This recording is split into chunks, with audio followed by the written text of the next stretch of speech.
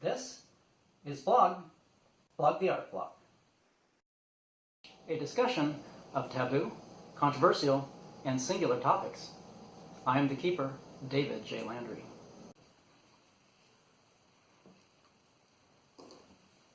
The other day I was reading a book that will soon be illegal, and in it was a beautiful, almost poetic passage that read, "The light shines in the darkness, but the darkness has not overcome it."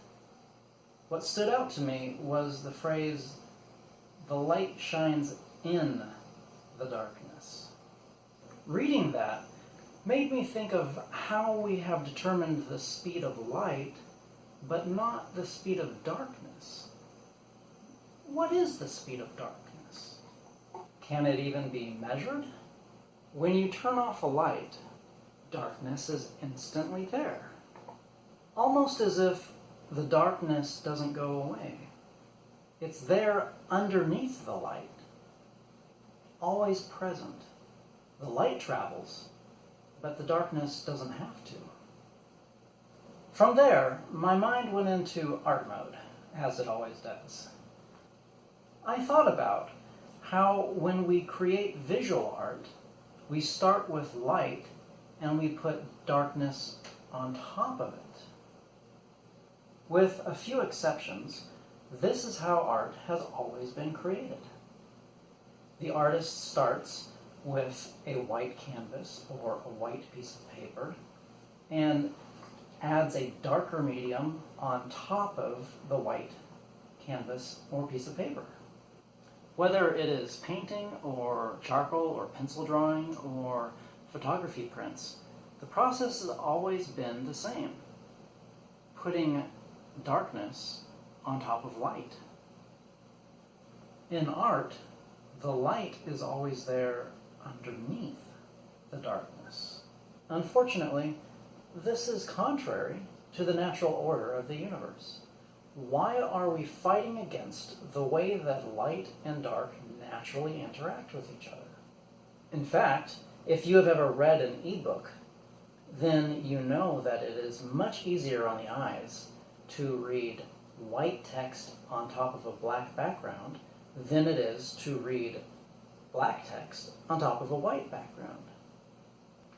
I suggest that all substrates be dark and that all mediums that are put on top of them be in contrast to that darkness.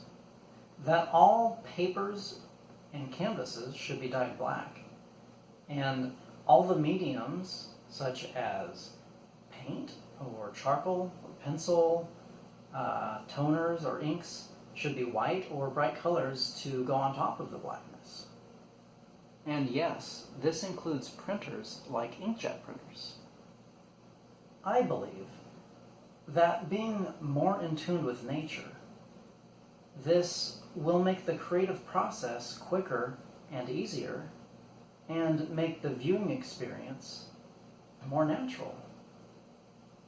Since how we observe the natural world around us is our eyes see colors of light bouncing off of dark objects, wouldn't it also be a much more natural way to approach art, to draw and paint that light that we can see, rather than the darkness that we can't? That's it for this week. Blog will be back next week with another singular discussion. If there are any topics regarding art that you would like discussed on Blog, let me know in the comments. And, as with all social media, comments are not a place for hate or trolling. Doing so will earn you a dismissive pat on the head, followed by, "It's so cute that you believe that."